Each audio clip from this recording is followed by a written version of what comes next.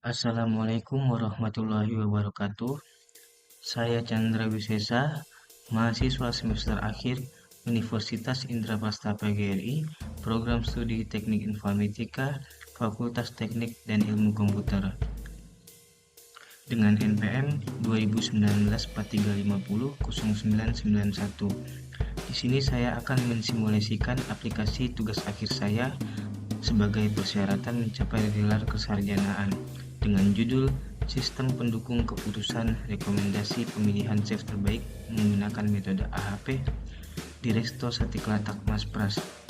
Sebelum memasuki sistem aplikasi, hal yang perlu dilakukan adalah menjalankan MySQL database dan juga Apache Web Server pada XAMPP. Di sini sudah saya jalankan Apache dan MySQL. Setelah itu kita langsung dapat ke aplikasi Sistem Pendukung Keputusan Rekomendasi Pemilihan Chef Terbaik Saticlatak Mas Pras.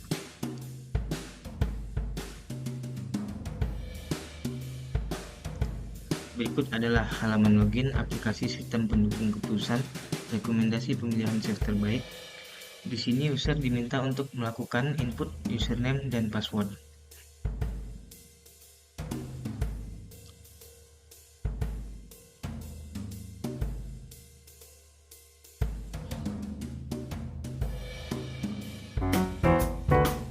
Berikut adalah halaman login aplikasi Sistem Pendukung Keputusan Chef Terbaik menggunakan AHP di Resto Saticlatak Mas Pras. Di sini terdapat 4 menu utama, yaitu data chef, kriteria, seleksi, dan laporan. Selanjutnya kita masuk ke data chef. Di sini sudah terdapat contoh nama-nama data chef-nya. Kita akan menambahkan data chef yaitu dengan cara memasukkan nomor ID. Nomor ID-nya kita masukin C5, namanya Hendika, dia pria, alamat Jalan Riau, email hendika23@gmail.com. Nah, kita akan menambahkan kriteria, yaitu menghitung kriteria pengalaman dia, apakah pengalamannya sangat penting, tinggi, cukup, atau kurang. Kita masukkan pengalaman dia itu tinggi. Reputasi nilai 1-100 kita masukkan 75, sedangkan kreativitasnya kita masukkan cukup, dan konsistensi dia orangnya sangat konsisten. Kita tambah data disimpan di MySQL dan kita edit. Kalaupun kita untuk mengedit, kita klik, kita pencet edit. Nah, apa yang mau kita edit, atau kita mau edit alamat, kita ganti jadi Kampung Dukuh, langsung edit data berhasil diubah. Kita lihat berubah menjadi alamatnya di Kampung Dukuh. Selanjutnya kita akan memasuki menu kriteria, di mana kriteria tersebut ada 2 menu, yaitu pengaturan prioritas kriteria dan pengaturan prioritas subkriteria. Kita sekarang masuki prioritas kriteria, di mana ada kode kriteria, nama kriteria, dan prioritas kepentingan. Sangat penting kita masukkan ke pengalaman. Penting kedua kita masukkan ke reputasi. Cukup kita masukkan ke kreativitas, dan biasa kita masukkan ke konsistensi. Kita simpan. Data berhasil disimpan. Kalau kita mau edit, kita bisa edit. Oke, kalau mau hapus kita klik datanya, kita hapus, dan datanya terhapus. Nah, sekarang kita masukkan lagi kriterianya. Pertama pengalaman, kedua reputasi, ketiga kreativitas, keempat konsistensi. Kita simpan. Data berhasil disimpan dan masuk di menu halaman ini. Selanjutnya kita masuk ke peraturan prioritas subkriteria, di mana setiap kriteria ada subkriterianya dan kepentingan dari setiap subkriteria. Di sini kita masukkan sesuai dari atas sampai ke bawah. Yang pertama penting, itu sangat penting. Pengalaman kedua tinggi. Pengalaman ketiga itu cukup. Pengalaman biasa itu kurang. Kita akan lakukan dari atas sampai ke bawah. Reputasinya lebih dari 80, subkriterianya lebih dari 50, yang ketiganya kurang sama dengan 50. Selanjutnya tinggi, cukup, kurang, dan terakhir kepentingan konsistensi. Kita masukkan yang pertama sangat konsisten, yang kedua konsisten, kepentingan ketiga cukup konsisten,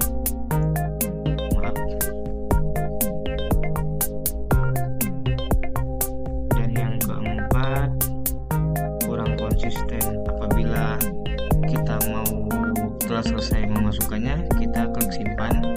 Apabila mau edit, kita klik datanya, kita klik edit, data berhasil diubah, kita bisa edit lagi.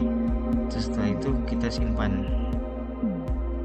Setelah itu kita masuk ke menu seleksi, di mana ada beberapa sudah contohnya, dan tadi di awal saya sudah memasukkan satu lagi. Kita coba update data.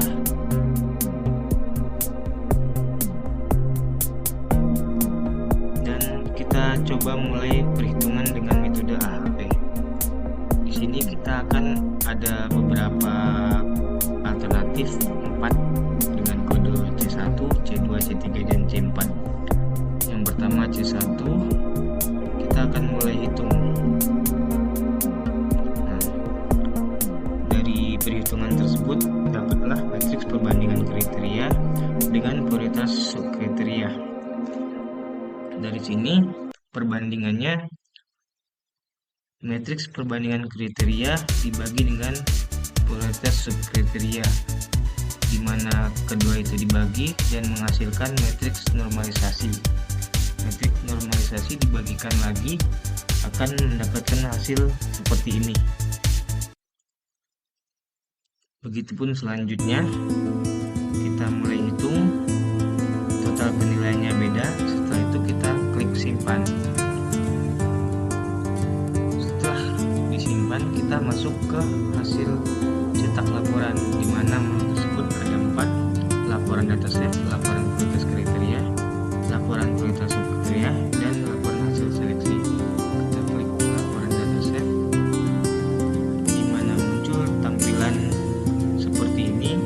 Sudah terdapat ID kriteria, nama set, jenis kelamin, alamat, email, pengalaman, serta nilai-nilai kriteria. Kita bisa klik simpan dan kita bisa klik print juga. Selanjutnya kita masuk ke laporan prioritas kriteria, di mana laporan tersebut terdapat kode kriteria, nama kriteria, dan prioritas kepentingan dari setiap kriteria. Selanjutnya kita masuk ke laporan prioritas subkriteria, dan sini sudah terdapat kode kriteria, nama kriteria, nama subkriteria, dan prioritas kepentingan dari setiap kriteria. Kita juga bisa menyimpan dan memprint laporan tersebut. Keempat, laporan hasil seleksi.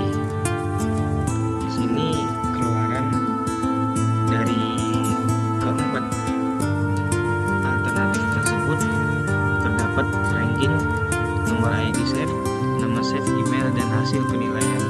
Di sini kita bisa lihat penilaian yang telah kita lakukan tadi, yaitu terdapat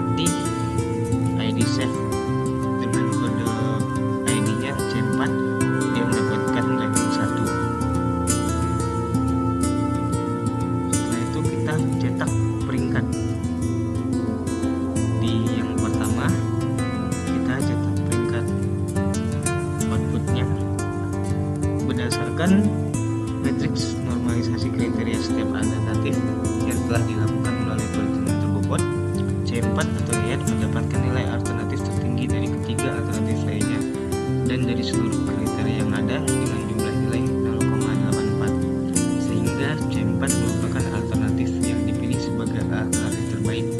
Dengan kata lain, Yayat terpilih sebagai chat terbaik dalam kasus yang dihasilkan dengan metode analytical USG proses ini.